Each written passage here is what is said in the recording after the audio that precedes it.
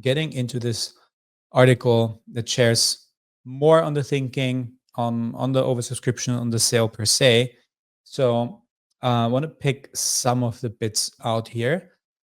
They are saying that, or Namik is saying that they believe that there are three buckets of stakeholders: the mega investors, so people who believe in Mega Labs' thesis in designing the protocol, building the best execution layer for crypto by centralizing block production and decentralizing block validation. Users, people who just want to use the protocol directly or indirectly, even without token incentives. And then the last part, caps lock, users who also want to be investors, so people who use the protocol, like it, and choose to become active investors in the Mega token. They say that this model has played out before in Web 2 and reference Reddit. Reddit raised money from VCs, but it also had millions of users who used it with no expectation of profit. And as Reddit prepared for its IPO, they offered a directed share allocation to subreddit moderators, power users at the IPO price alongside institutional investors, which Balaji described as a DAO of sorts. And that is a story that they kept in mind. Obviously, with Mega, they discuss a token and not equity in the company, but they like this Reddit model and try something similar with MegaETH. They did raise, as we said, from investors such as Dragonfly, but also angels like Vitalik, alongside more than 3K Echo users. Then they had the Fluffles at the first attempt to curate the investor base by filtering for people who wanted to buy Mega, who shared the values. And then I'm going to skip through that. They get into the bit, which I find the most interesting because it touches on the oversubscription and how they want to handle that. And that they're saying if the sale is oversubscribed at the clearing price, there's a U-shaped allocation system, which will be used to prioritize broad distribution while rewarding key contributors. U-shaped allocation process ensures broad token distribution while prioritizing the key contributors. MegaETH and Ethereum core supporters receive priority allocation, while at least 5,000 participants receive baseline allocations starting at 2.65K US dollars.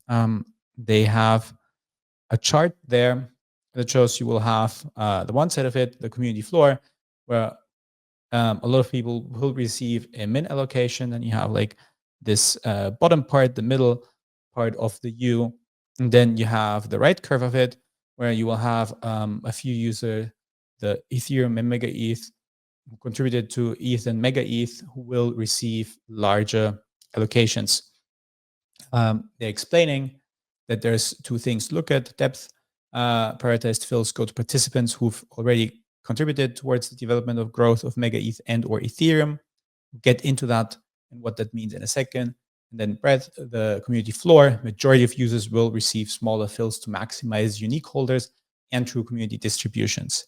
So now, what public signals are they looking at when it comes to identifying if you will get a larger allocation? You mentioned one of them already, Funky, MegaETH culture, which is proliferation ownership of Mega-originated cultural icons, Fibonacci, Fluffle NFTs, Predio, Bad Buns, Megalio, Lemonheads, et Altera. Vocal supporters, so people who link the wallets to Twitter and Discord that consistently advocate for the fundamentals of MegaETH. They explicitly say that they will leverage their Kaito leaderboard for that. Then, and that's the interesting one. That's the one where I think it pays off if you have a ton of wallets to think through which fits this part the best. On-chain exploration.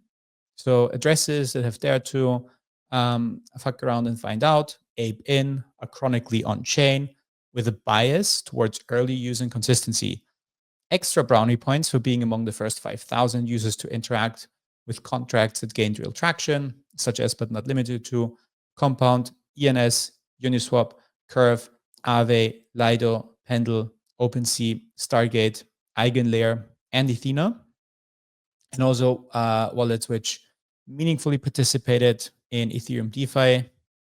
A recent example being Cap Money, stablecoin program deposits, as well as dope NFT ownership, which to them is CryptoPunks, Autoglyphs, Fidenzas, Hyper, Pudgies, the Coins by Lava Labs, Miladies, and Yappy Bars. So quite a lot to digest there. I think one important note, which has been mentioned somewhere else, is that snapshots have been taken. We've seen it, I think, yesterday that some people aped into bad buns, pumped the floor to 0.48, to 0.4 ETH, and digested the news and sold that off again. So there's no point in trying to collect these brownie points now. The only strategy which you can apply is to think which wallets you want to link, because you can't link an infinite amount